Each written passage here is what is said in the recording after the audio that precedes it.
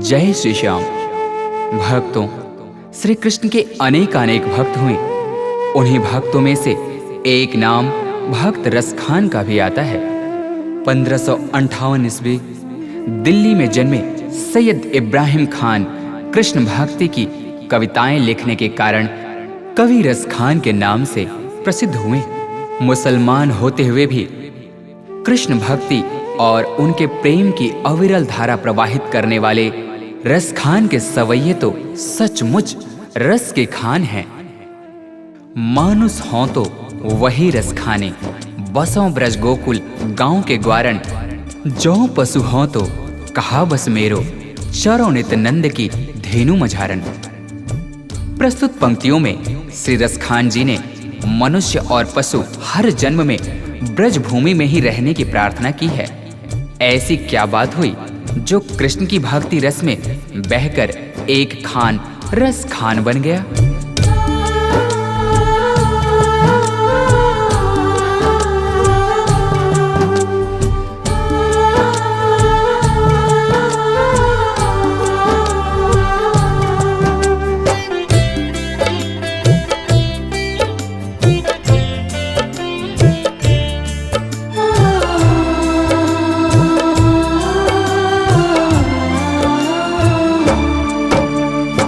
एक दिन खान साहब पान खाने के उद्देश्य से एक दुकान पर जाते हैं।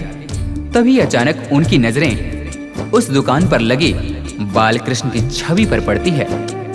उन्होंने उस पान वाले से पूछा, भाई ये नन्हा सा बालक कौन है जिसका इतना कोमल शरीर परंतु इसके पांव में एक जूते तक नहीं? ये जिस जमीन पर खड़ा है वो कितनी खुरदरी है। तभी पान वाले ने कहा, भाई खान साहब इसका नाम श्याम है और अगर इसके इतने ही फिक्र है तो आप ही इसके लिए जूते बना कर लाइए ना। ये बात खान साहब के हृदय को छू गई। फिर क्या था, दूसरे ही दिन हाथों में नन्हे श्याम के चरण पादुका लिए वे उसी पान वाले से पूछते हैं,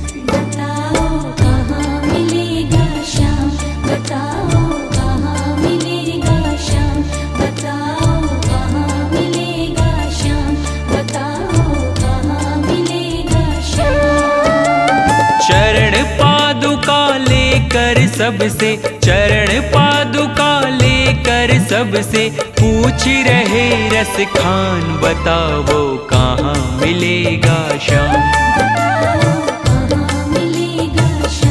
बताओ कहाँ मिलेगा श्याम।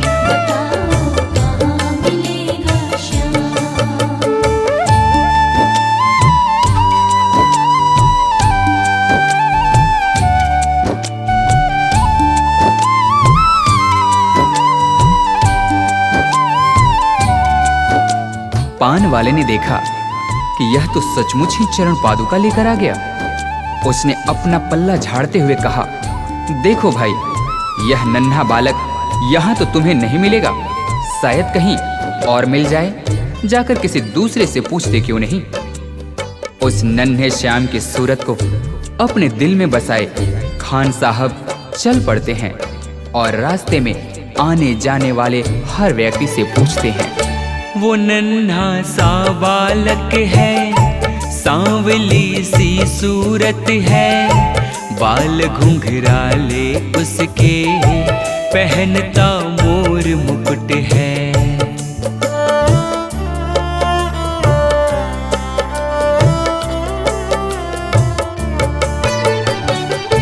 नैन उसके कजरारे, हाथ नन्हे से प्यारे, बांधे पैजनिया पग में, बड़े दिलकश है नजारे। घायल कर देती है दिल को, घायल कर देती है दिल को, उसकी एक मुस्कान, बताओ कहाँ मिलेगा श्याम, बताओ कहाँ मिलेगा श्याम।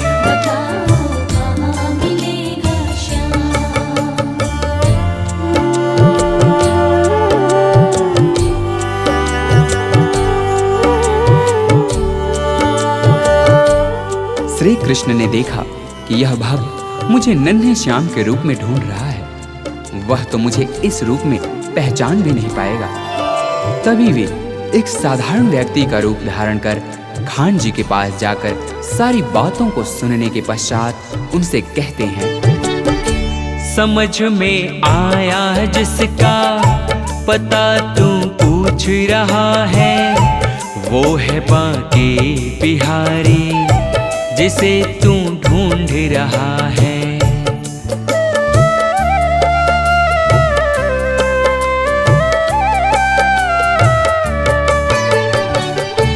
कहीं वो श्याम कहाता, कहीं वो कृष्ण मुरारी, कोई सांवरिया कहता, कोई गोवर्धन धारी। नाम हजारों ही हैं उसके, नाम हजारों ही हैं उसके, कई जगह में धाम। बताओ कहाँ मिलेगा श्याम, बताओ कहाँ मिलेगा श्याम।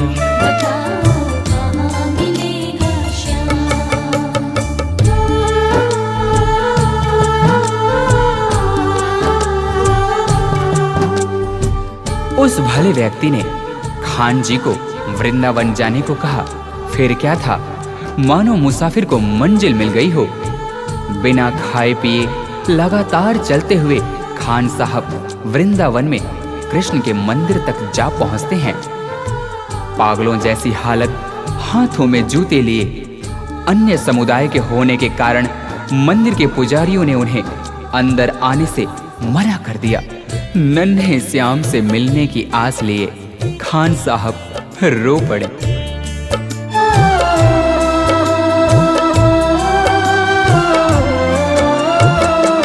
मुझे ना रोको भाई, मेरी समझो मजबूरी, श्याम से मिलने दे दो, बहुत है काम जरूरी।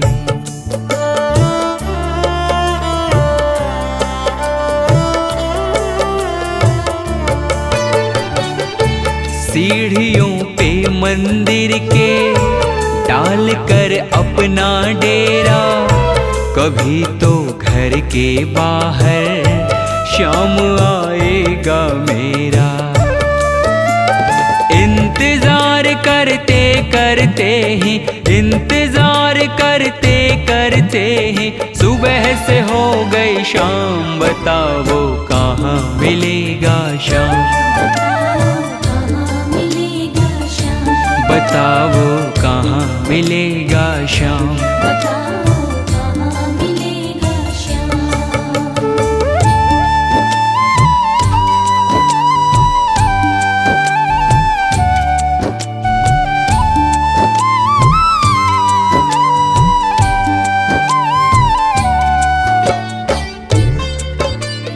खान साहब के मन में नन्हे श्याम से मिलने की आस थी। इसी विश्वास के साथ वे वही मंदिर की सीढ़ियों पर रात भर बैठे रहे। जाग कर रात बिताई, भोर होने को आई, तभी उसके कानों में कोई आहट सी आई।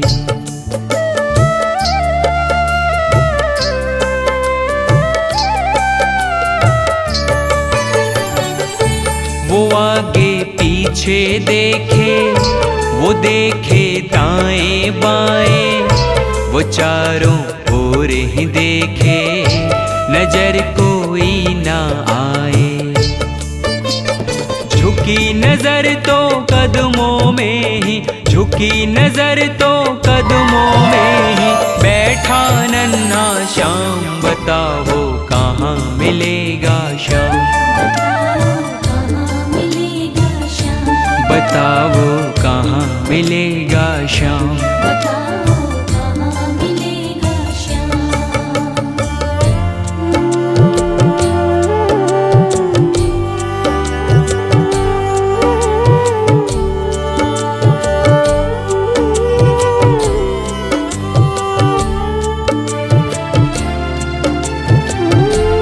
उस नन्हे श्याम की जैसी छवि भक्त खान जी ने अपने हृदय में बसाई थी, ठीक वैसी ही उन्होंने अपने सामने पाया।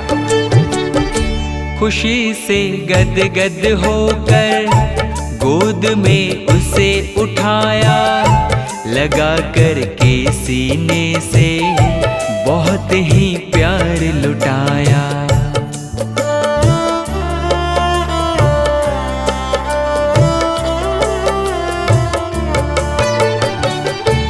पादुका पहनाने को पाँव जैसे ही उठाया, नजारा ऐसा देखा कलेजा मुंह को आया।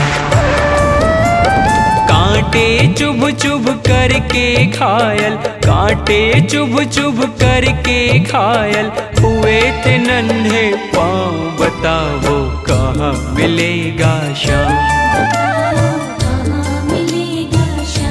बताओ कहाँ मिलेगा श्याम।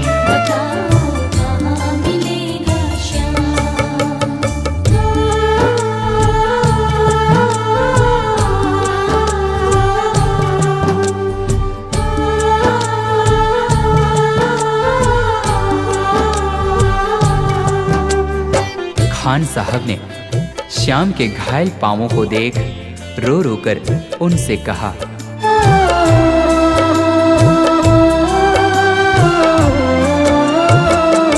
खबर देते तो खुद ही तुम्हारे पास में आता, न पग में छाले पड़ते न चुभता कोई कांटा। परंतु उस मूर मुकुटवंशी वाले ने मुस्कुराते हुए खान जी से कहा, छवि जैसी तू मेरी बसा के दिल में लाया, उसी ही रूप में तुमसे यहाँ मैं मिलने आया। गोकुल से मैं पैदल आया, गोकुल से मैं पैदल आया, तेरे लिए ब्रजधाम भाव के भूखे हैं भगवान, भाव के भूखे हैं भगवान।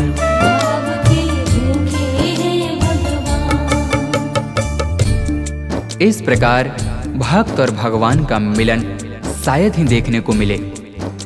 जाकी रही भावना जैसी हरि मूरत देखी तिन तैसी। कन्हैया ने कहा, हे भक्त, आपने मुझे बाल रूप में खाली पांव देखा था उन पथरीली रास्तों पर, तभी तो मैं उसी अवस्था में आपसे मिलने के लिए गोकुल से वृंदावन पैदल दौड़।